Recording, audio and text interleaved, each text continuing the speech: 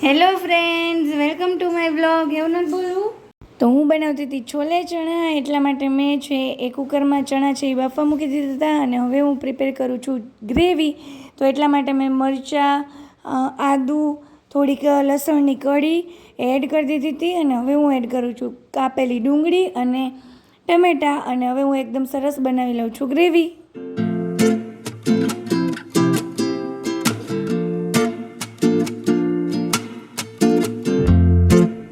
તો હવે મિક્સચરમાં મારી ગ્રેવી પીસાઈને રેડી થઈ ગઈ હતી. એટલે આ બાજુ હું તેલ ગરમ થવા મૂકી દીધી હતી, બીજી બાજુ છે એ છોલે ચણા અને એમાં એક બટેટું એડ કરી અને બફાવા મૂકી દીધું હતું.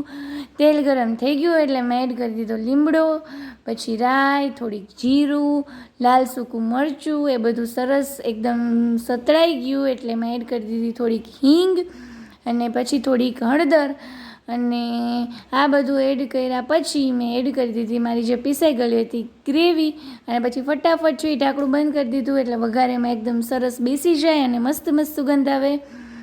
તો ગ્રેવી એડ કરી, એમાં થોડુંક પાણી એડ કરી અને પછી બીજો બધો મસાલો કરી દીધો એડ, જેમ કે લાલ મરચું, ધાણા જીરું, નિમક અને એ બધું એડ કરી અને પછી એમાં થોડો ગરમ મસાલો પણ એડ કર્યો અને આ બધું સરસ મિક્સ થઈ ગયા પછી થોડીક વાર છે એ ગ્રેવીને સાતળવા માટે રાખી દીધી હતી કે એકદમ ફ્લેવર છે એ ગ્રેવીમાં ચડી જાય અને ત્યાં સુધીમાં છે એ મારા છોલે ચણામાં પણ વિસલ છે એ વાગવા માંડી હતી. એટલે ગ્રેવી કૂક થાય ત્યાં સુધીમાં બાજુમાં પેરેલલમાં છે એ છોલે ચણા પણ સરસ બફાઈ જશે. તો આ છોલે ચણા છે એ બફાઈ ગયા હતા એટલે હવે હું છાલ ઉતારી અને બધા છોલે અને બટેટાને એમાં પીસી અને એડ કરી દઉં છું. એટલે છે એ એકદમ રસો છે એ થોડોક આમ ઘટ થઈ જશે.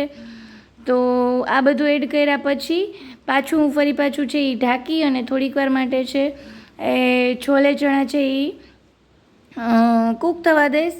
અને છોલે ચણા બાફતી વખતે મેં એમાં એડ કર્યું હતું નિમક, એટલે ગ્રેવીમાં મેં એ પ્રમાણે જ નિમક નાખ્યું.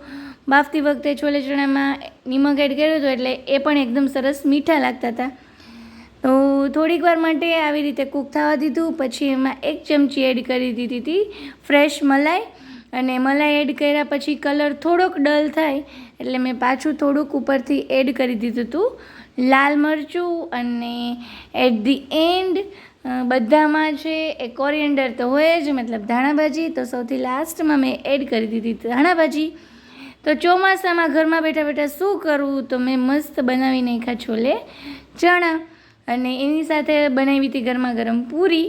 પણ આ વિડીયોમાં બસ આટલું જ, ખાલી છોલે ચણા અને હા લીંબુ એડ કરવાનું તો રહી ગયું હતું, તો એ લીંબુ એડ કરી દીધું હતું અને મારા છોલે ચણા થઈ ગયા રેડી.